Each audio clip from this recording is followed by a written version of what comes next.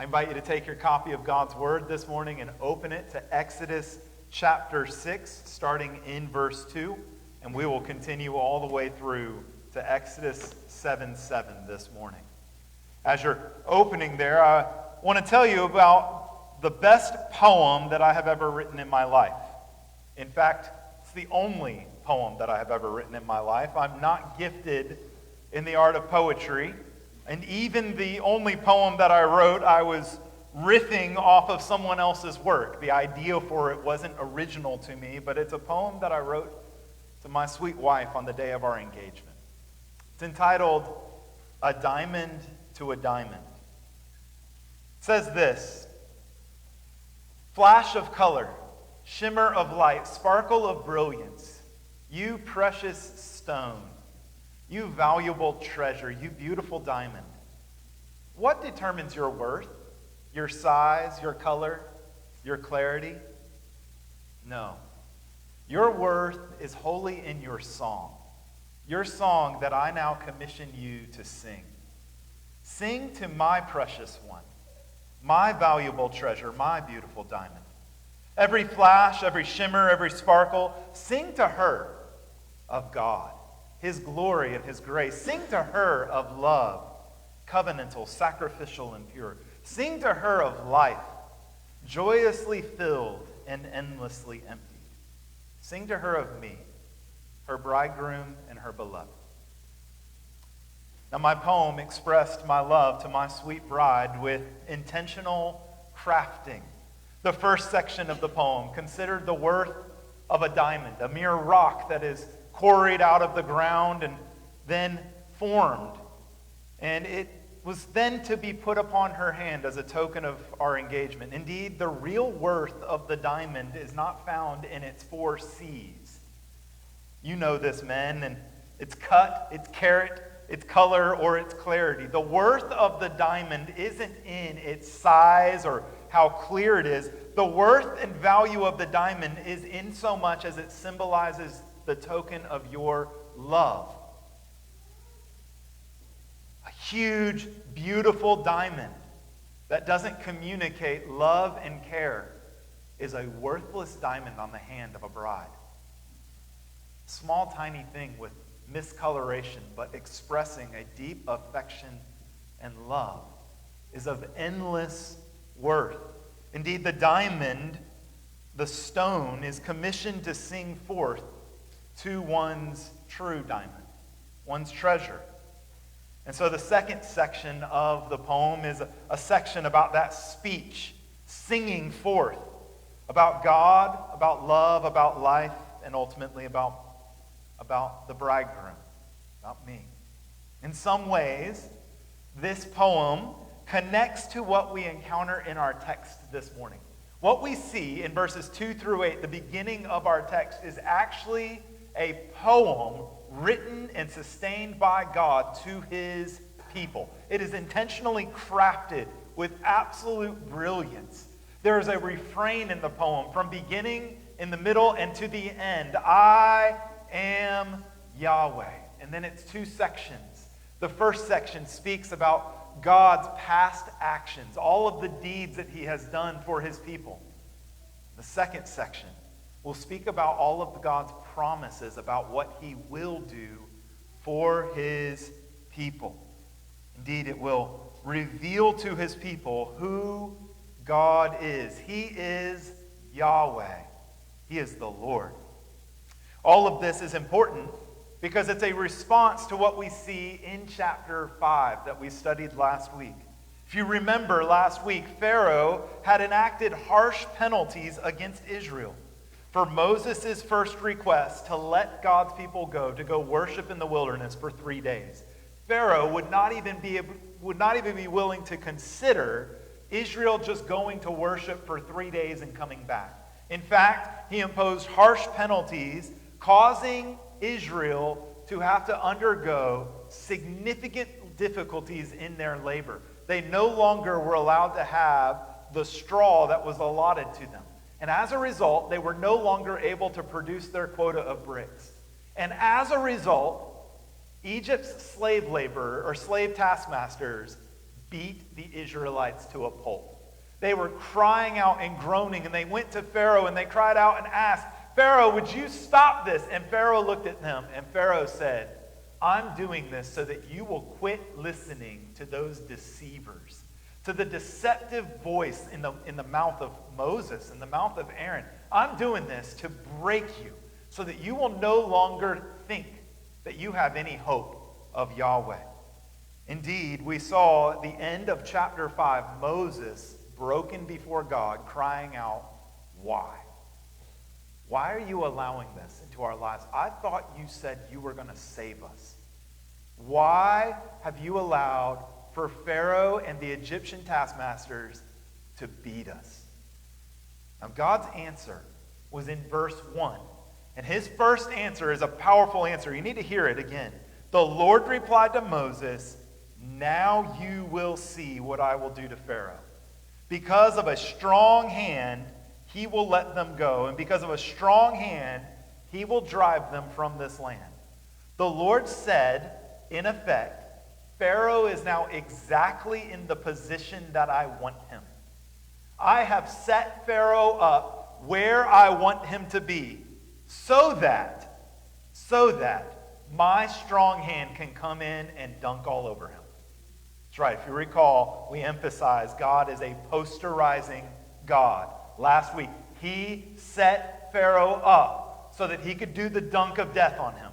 He set Pharaoh up to be able to come and posterize him. And why is it that the case? That's what this text this morning tells us. Why is it the case that God liked to set his enemy up? Why is it the case that the answer is not Israel got let go because Pharaoh was a benevolent king, and Pharaoh saw the request that Israel made and said, you know what, it would be a good thing for you to go worship your own God. I'm going to let you all go.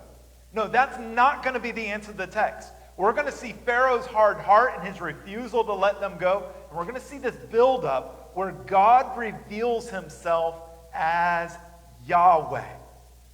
Yahweh, the God who will get glory over his enemies by judging them and will save his people from impossible circumstances such that the only thing they can do is shout out, God, you are glorious.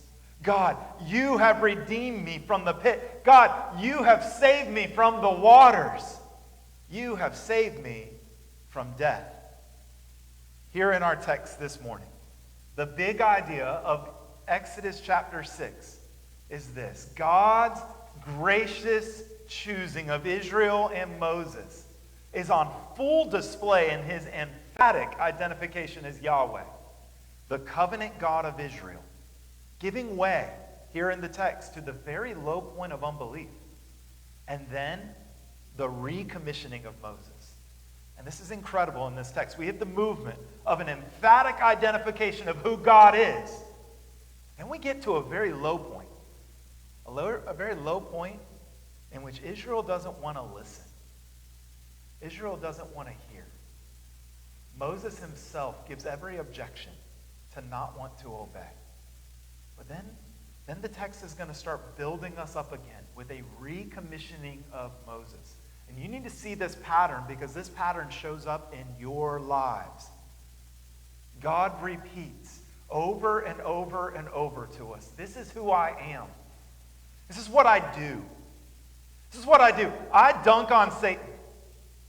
On the cross of Jesus Christ, I defeat death. This is who I am. But then, because of the circumstances in our lives, because of situations that have happened to us from others outside, and because of things that are going on within us, because of a broken spirit, we get into positions where we don't want to listen. We don't believe. We struggle with our own insecurities. We give every objection to the Lord as to why we should obey. You need to see in this text that in spite of the unbelief of Israel and in spite of the objections of Moses, God still recommissions Moses because God is determined to accomplish his purposes because everything is not just based upon Moses and his abilities. Everything rests upon the choosing of the Lord.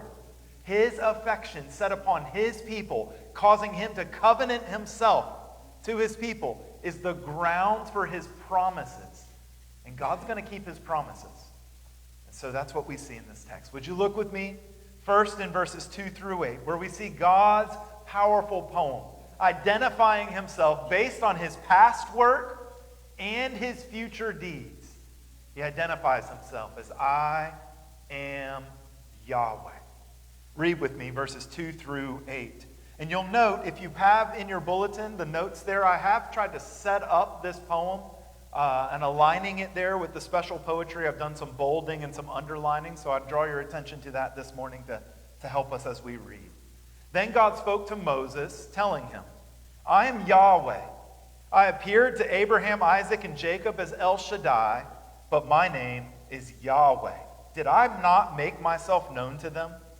I also established my covenant with them to give them the land of Canaan, the land that they lived in as aliens.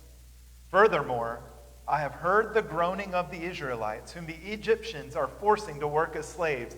I have remembered my covenant. Therefore, tell the Israelites, I am Yahweh. And I will bring you out from the forced labor of the Egyptians, and I will rescue you from slavery to them. I will redeem you with an outstretched arm and great acts of judgment. I will take you as my people, and I will be your God. You will know that I am Yahweh your God, who brought you from the forced labor of the Egyptians. I will bring you to the land that I swore to give to Abraham, Isaac, and Jacob, and I will give it to you as a possession. I am Yahweh. Here in your notes, you'll note that there is this repeating refrain. At the beginning and at the end, it forms an inclusio, but it's also right in the middle. I am Yahweh. We have seen that Yahweh is the description for the Lord. So your translation of the Bible might just say, I am the Lord. Perhaps the word Lord is in capitals, all capitals, to distinguish. This is the covenant name of God, his personal name that he has revealed to his people. Yahweh here is the description of saying, I am who I am. And this poem is meant for us to draw us to the very name of God and to consider his identity and, most importantly, his character. The description of I am who I am is not just a description saying I exist. It's not just an ontological idea that God is the God who exists. No, this is the revelation of God saying, this is how I am.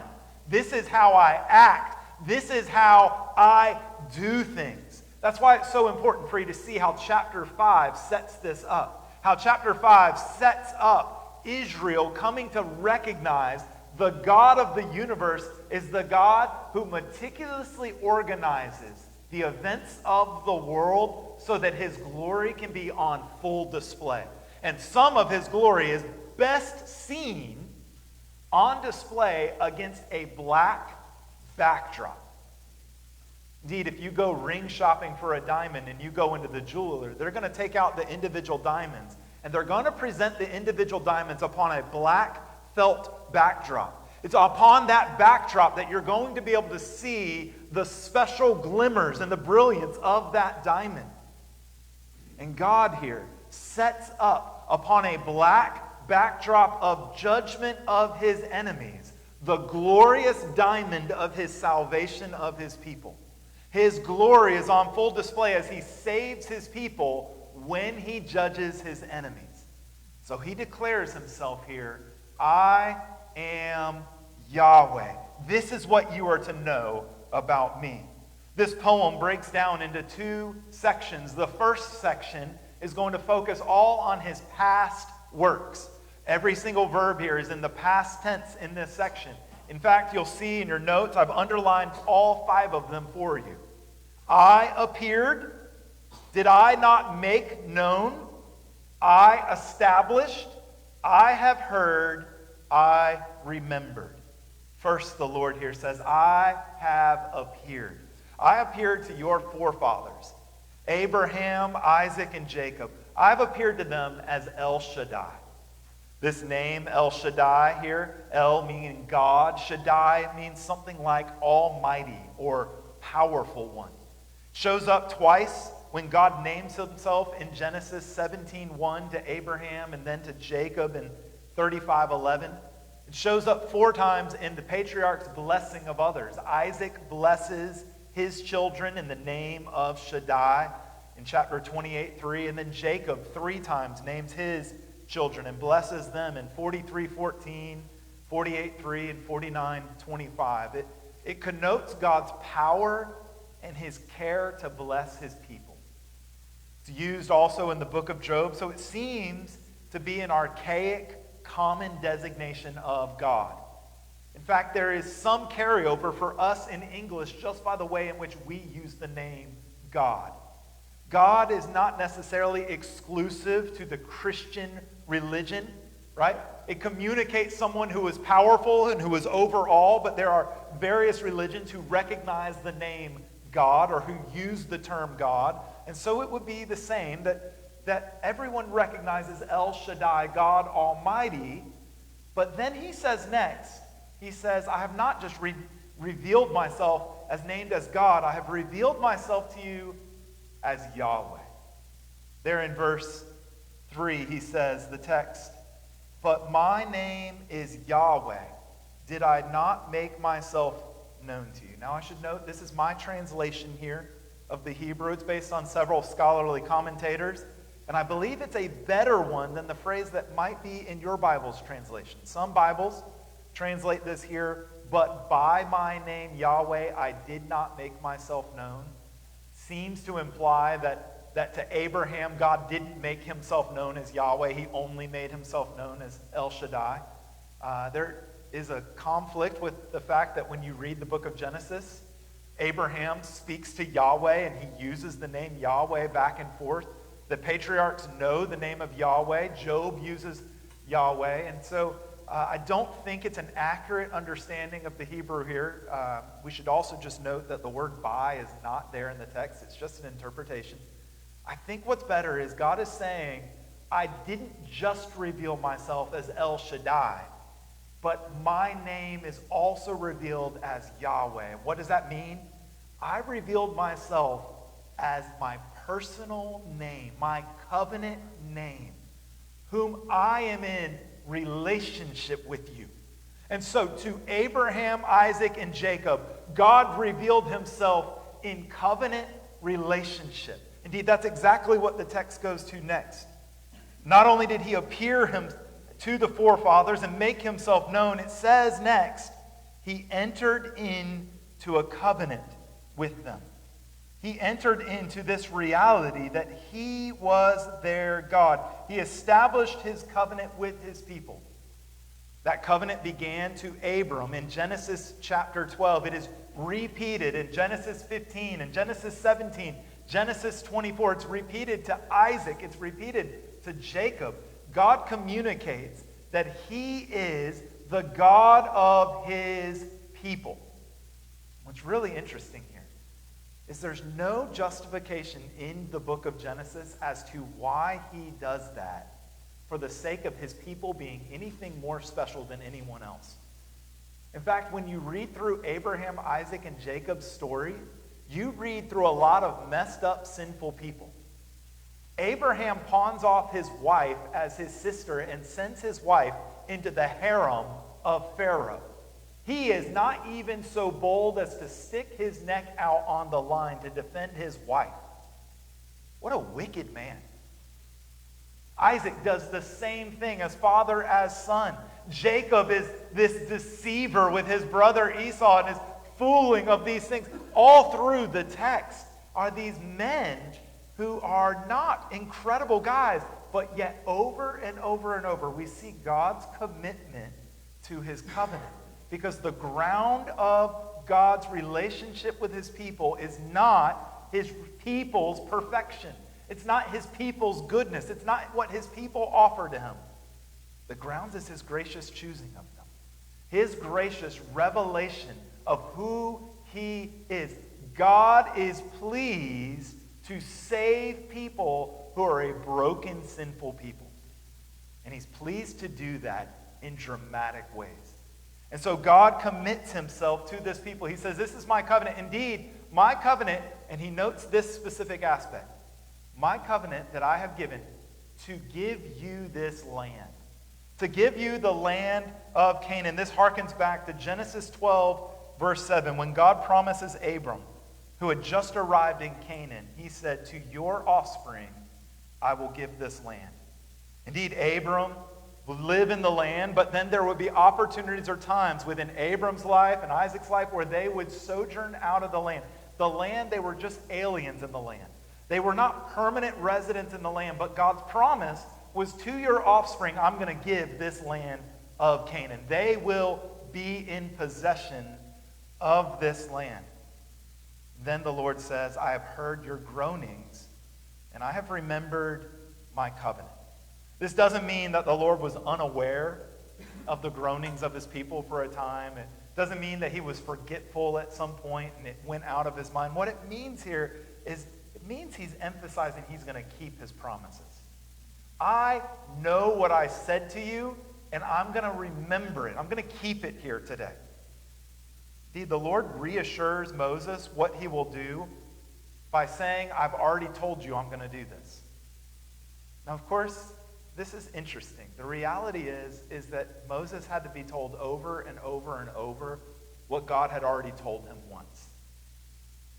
We have to hear these things too, right? This is why we come Lord's Day after Lord's Day to rehearse again the truths of the gospel of the Lord Jesus Christ. We need to hear God say over and over to us, I am Yahweh. This is who I am. This is what I do. Why? Because over and over and over, I forget it. Over and over, I turn to my sin and I turn away from my Savior. Over and over, I just have this uncanny ability to forget the truths. And yet God is so kind and gracious to us to not just say it one time to you and then when you forget it, get mad at you. You know what God does? He condescends and says it over and over and over. He says, I remember my covenant. I have promised you something, and I'm going to keep it. And some of you this morning, you need to hear God say afresh and anew to you today, I remember the promises I made to you when I saved you. I know you're going through a tough time, but guess what? I'm going to keep my promises no matter what. Now, the second half of the poem shifts from the past deeds of God to new promises that he makes, to future promises here. In this poem, he's going to declare to the Israelites, this is what I'm going to do for you. I promise I'm going to do this. So all the verbs here are all in the future tense. There's 7 of them. I've underlined it for you here in your notes. I will bring you out. I will rescue you. I will redeem you. I will take you as my people. I will be your God. I will bring you to the land, and I will give it to you. These 7 promises are just incredible. The focus here is on all that God will do for his people. None of the focus is on what the people need to do for God. You see that? This beautiful crafted poem is God declaring who he is, what he has done, and what he will do. And it communicates to you who his character is, what he does. He says, I am Yahweh. I will do this for you.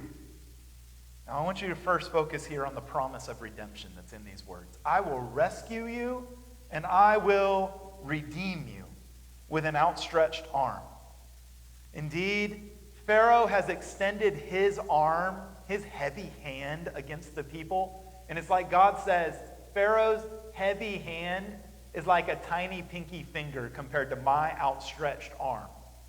I'm coming. My mighty arm is going to be lifted high. My right hand is going to redeem you.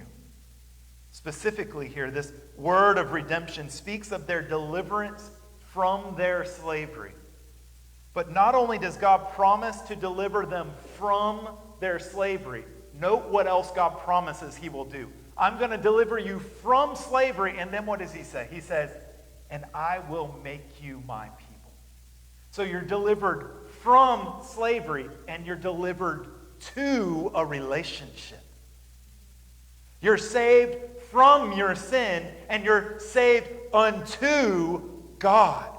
And here he declares, I'm going to make you my people. I'm going to take you as my people. I will be your God, and you will be my people. This phrase is the first time it's used in the Bible. I will be your God, you will be my people. This phrase is going to get repeated all across the Old Testament. The prophets are going to cite Exodus 6 here. They're going to refrain this over and over. They're going to consider these words that God has promised. It shows up in the prophets like Jeremiah in 7:23 and 11:4. It shows up in Psalms in 57, in Hosea 1:9, in Isaiah 41, Ezekiel 36:28.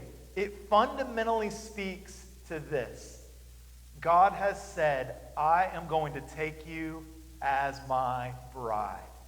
It's marriage language. The covenant promise is a promise of a marriage. I will be your God. I will be your bridegroom. And you will be my people. You'll be my bride.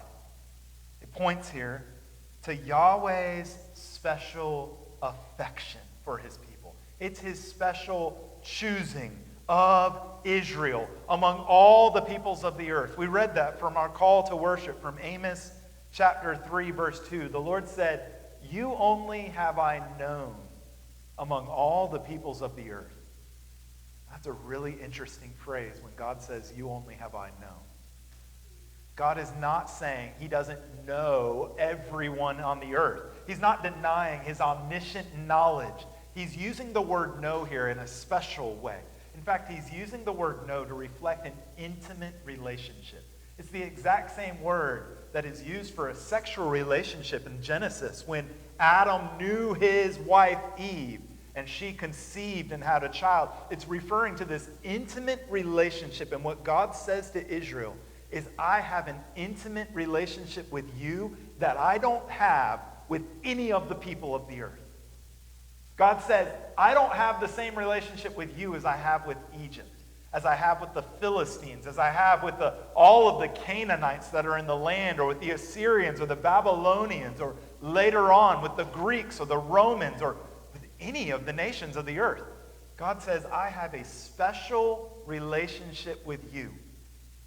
And my relationship is based upon who I am. Indeed, the Israelites will come to know that I am Yahweh. The Israelites will come to experience that God is in a relationship with them for his glory. God's deeds were because God specially chose his people, not according to their deeds or their goodness, but because God says, this is who I am. I'm going to give you this land because of who I am, not because of who you are. Indeed, this highlights who God is, and I want to just share with you. The God of the Exodus is the God of today. The God who sets his affection upon his people and keeps his promises regardless of whether his people are awesome or his people are struggling. God says, I'm not going to cast you off dependent upon where you are in relationship to me. I'm going to keep my promises to you, and I'm going to save you, and I'm going to bring you into this land. And this is really important because of where the text goes next. The text next goes to one of the lowest points in Exodus. These next 4 verses, and then later on in Exodus 32 with the golden calf, are just some of the lowest points in Exodus. You would think that after God reveals this incredible poem, I am Yahweh, I am Yahweh, I am Yahweh. It's like that, to go back to our analogy of the dunker who posterizes someone, and then he gets up beating his chest, and he turns and he's showing his name on the back of his jersey. That's what God's doing here. And he reveals it to his people. You got to see what happens next with how his people respond. What we see here is Israel and Moses, They respond with unbelief and brokenness. Look at verse 9 through 13 in the text. Moses told this to the Israelites, but they didn't listen to him because of their broken spirit and their hard labor. Then Yahweh spoke to Moses, "Go and tell Pharaoh, king of Egypt, to let the Israelites go from this land." But Moses said in Yahweh's presence, "If the Israelites will not listen to me, then how will Pharaoh listen to me, since I'm such a poor speaker?" Then Yahweh spoke to Moses and Aaron and gave them commands concerning both the Israelites and Pharaoh, king of Egypt, to bring the Israelites out of the land of Egypt. So when Moses relays this poem to God's people, they shut their ears. Just by way of connecting the sermon intro this morning, it would be like sharing that poem on the day of my engagement to my bride and her saying, "I don't want to hear it," and ripping it up in my face. It is such an offense, this verse. God reveals all that he has done for Abraham, Isaac, and Jacob. All that he has done for the forefathers. His incredible covenant promise that he has made. Then he reveals what he's going to do for these people. He says, "I'm going to bring you out of your slavery. I'm going to redeem you from all of this hard labor. I'm going to be your God. You're going to be my people. I'm going to bring you into the land of promise." And they rip up the poem in his face and say, "I don't want to hear it." They don't listen. They have had enough. They no longer are bowing in worship like they did in chapter 4. No, Pharaoh's strategy of pain has worked. Wasn't that Pharaoh's intention in chapter 5? "I'm going to make your labor so hard that you won't listen to Moses' deceiving words. You'll hear Moses and you'll say, 'Nope, you're lying to me, Moses.'" And indeed, it seems like Satan's strategy executed through his minion Pharaoh has worked. No, there is an internal issue going on in their hearts. It says they have a broken spirit from within them. And not only do they have an internal issue, they're facing also an external problem, the hard labor that has come to them. Their souls have been damaged by the evil that has been done to them by Pharaoh and the slave drivers, and as a result, they're in a really dangerous position. They refuse to listen to God. My friends, this is sobering to us. Unbelief can arise in the heart of man, even in the face of God's incredible promises. God can show up and declare to you who he is, what he has done, what he will do for you. And sometimes the events that we have gone through in this life can cause us to be so hardened and so hurt that we don't even want to listen anymore. You know, some of you have had so much trauma and evil things happen to you that there's a real difficulty for you to walk in the shoes of belief. It's really much easier to walk in the shoes of Israel here. Just an unbelief. And of course, I need you to note that it's not just Israel, it's Moses here in the text. You see that in verse 10 and 11 when the Lord goes to Moses and tells him to go to Pharaoh and to say, "Let my people go." Moses responds in unbelief, questioning God. Moses says, "Well, if Israel won't listen to me, how am I going to make Pharaoh listen to me? How is that even going to happen?" Indeed, he says, I'm a poor speaker. I don't even have the ability. My lips are uncircumcised lips, he says here. Moses takes upon himself the burden of success or failure. Moses thinks it's based upon me whether or not Pharaoh is going to listen, and I am such a poor speaker. I have so many failures in my life. How is it possible for me to be the one to go? He gives an objection to obeying the Lord because of his own inadequacies. My friends, aren't we exactly like this? Don't we think that everything rests on our shoulders and that we're not very good?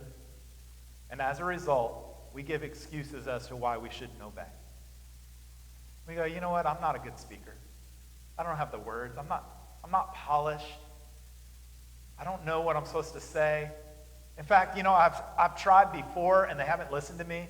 Like, I've tried with my friends. My friends don't listen to me. So how in the world would somebody I don't know listen to me when I try to share about Jesus with them? We offer up objections to the Lord. Well, note here, this text is really important for us.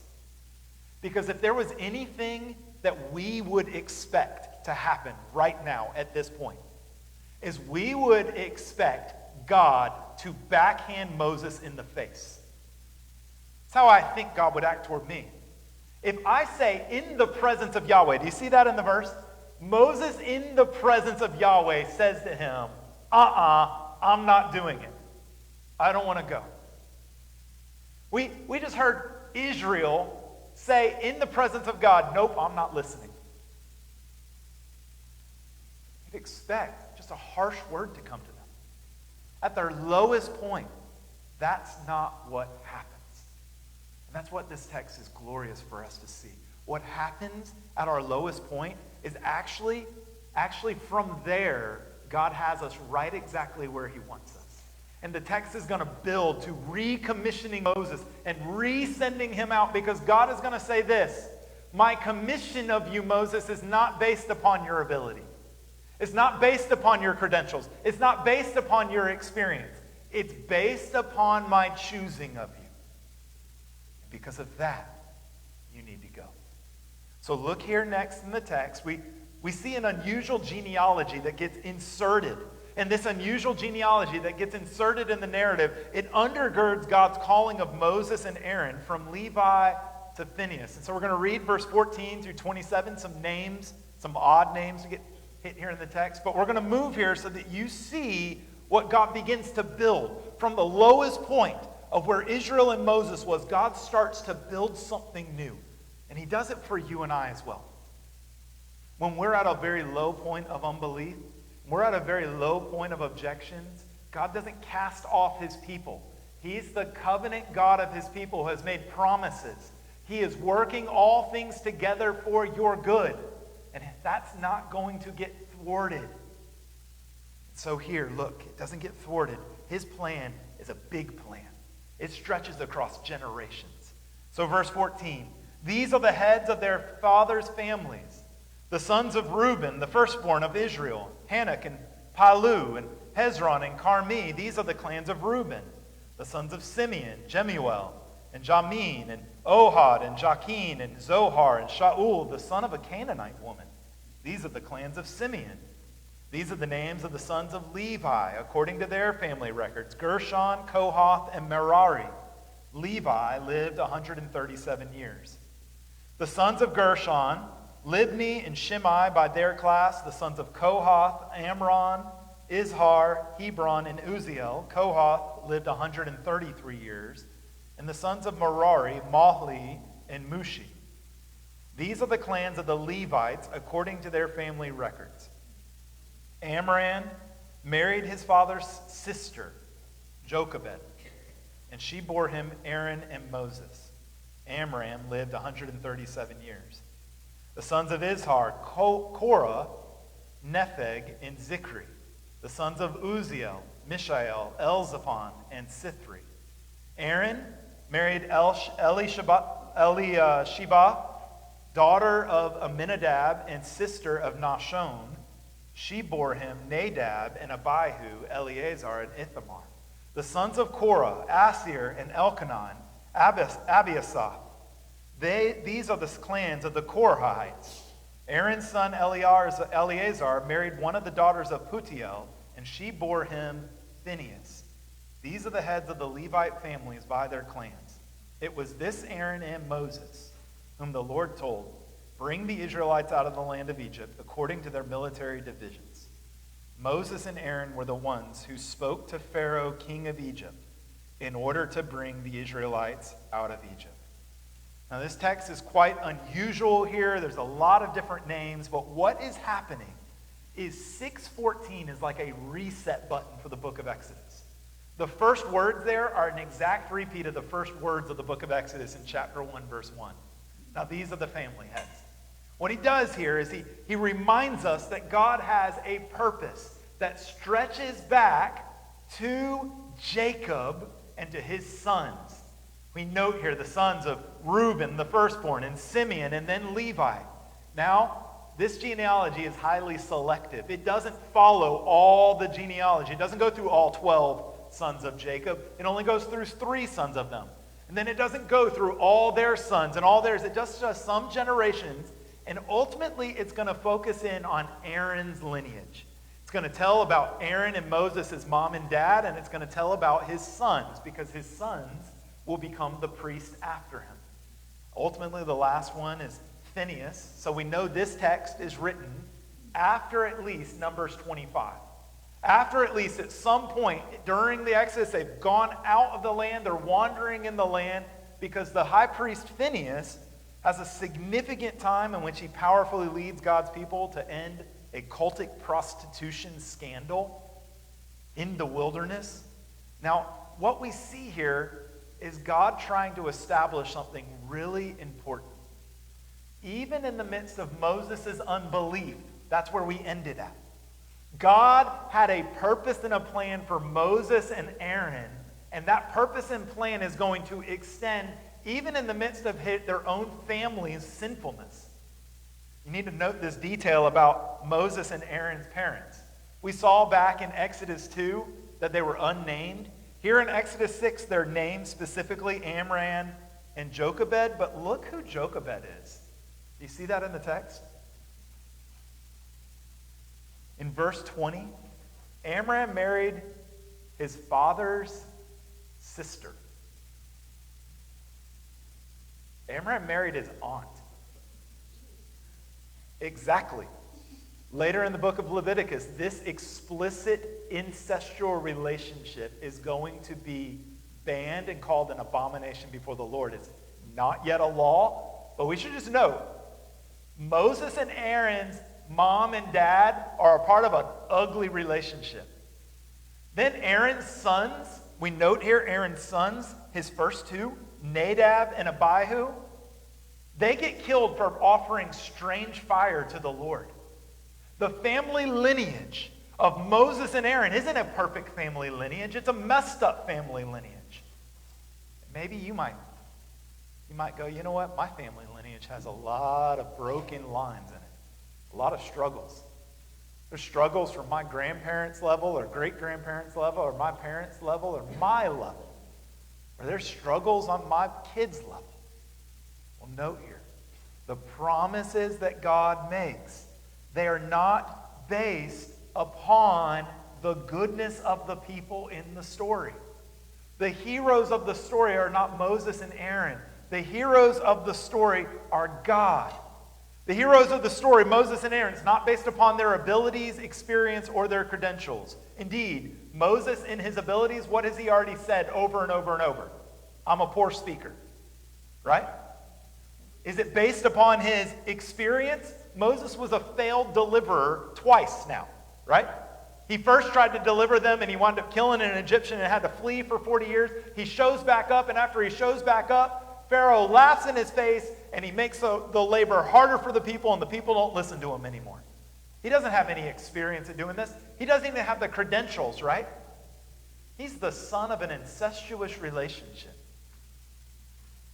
He's not the hero because of who he is. The hero of the story is God and his sovereign hand in choosing Moses. And it's on full display in the last section of our text in his recommissioning of Moses. So the renewal of Yahweh's gracious choosing of Moses, the promise of judgment against Pharaoh, and Moses' obedience to Yahweh's command is what leads us right up to the edge of the beginning of the plagues. It's where we'll begin, or we'll come to in 2 weeks when we pick back up our series. But we need to see here, this recommissioning is huge because we've now grounded ourselves that it's not based upon Moses. It's based upon God's promise. So read with me here in the text. On the day the Lord spoke to Moses in the land of Egypt, he said to him, I am Yahweh.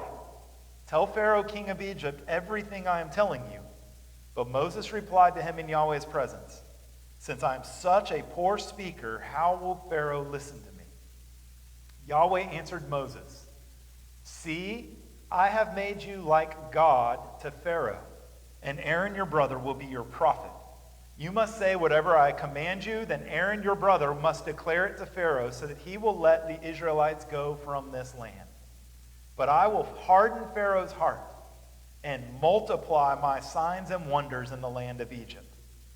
Pharaoh will not listen to you, but I will put my hand into Egypt and bring the military divisions of my people, the Israelites, out of the land of Egypt by great acts of judgment. The Egyptians will know that I am Yahweh when I stretch out my hand against Egypt and bring out the Israelites from among them." So Moses and Aaron did this just as Yahweh commanded them. Moses was 80 years old and Aaron 83 when they spoke to Pharaoh. So we have here some repeating of the original commissioning that Moses received back in chapter 4, verse 26 and 28. The emphasis here that I am Yahweh and I'm going to tell you everything that you need to say to Pharaoh. I'm going to do this and you don't need to freelance. The reason why you're going to be set free is not the power of your words, Moses. It's the power of my words. And you're going to be like a god to Pharaoh. Now, this is really ironic because how did Pharaoh act to everyone else? Pharaoh claimed himself to be a god, and God makes Moses a god to Pharaoh. Indeed, Aaron is going to be like a prophet. He's going to speak on behalf of Moses here. And despite all of their failures, we see Moses and Aaron as the legitimate leaders of God's people. The priestly privileges are going to descend through Aaron's household and Aaron's line, not based upon Aaron being perfect. Indeed, the next lowest point in the text is going to take us to Exodus 32, when Aaron leads the people and obeys the people and makes a golden calf and calls the golden calf Yahweh. He makes a golden image, breaking the Ten Commandments. Aaron sins before God, and nevertheless, God shows his mercy to them again and again and again. Of course, note here, verse 3 says, I'm going to harden Pharaoh's heart and multiply my signs and wonders. It's going to become a main theme over the next few chapters. The resounding theme through all 10 plagues is the fact that Pharaoh hardens his heart and he doesn't listen. So God emphasizes this over and over.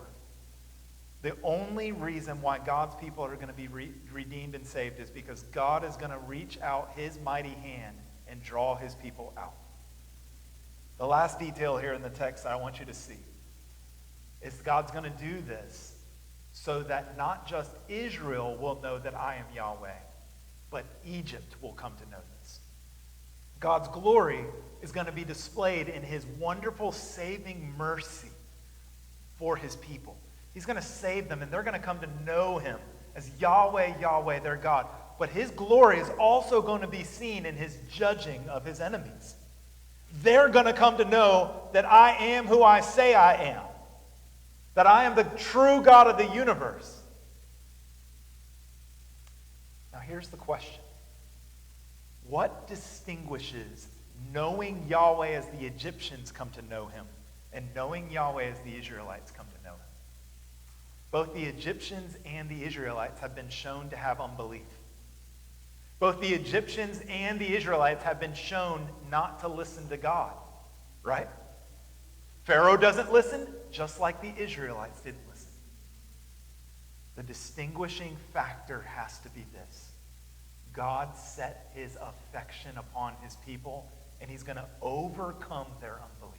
He's going to overcome their inability. He's going to overcome their sin. He's going to overcome their straying, and he's going to hold them fast. And he's going to bring them into the land, and he's going to make them his people, and he will be their God. And this is the beautiful thing. This is exactly what God does for you. It's exactly what God does for his people. God doesn't just come halfway and expect you to have to meet him the other halfway, and then when you don't, cast you off. God doesn't just say, you know what, I'm going to give you 3 chances. You have 3 times to repent to me. I'll forgive you once, I'll forgive you twice, but man, three times you're out. Strike 3, I'm done with you. God says this through his son Jesus. I'm going to forgive you 70 times 7, over and over and over. The one who confesses their sin, he's faithful and just to forgive you of your sin and to cleanse you of all unrighteousness. And he's going to do that not because of your abilities, your credentials, and your experiences. He's going to do that because that is who he is. I'm Yahweh. I'm Yahweh. I'm Yahweh. Would you pray with me?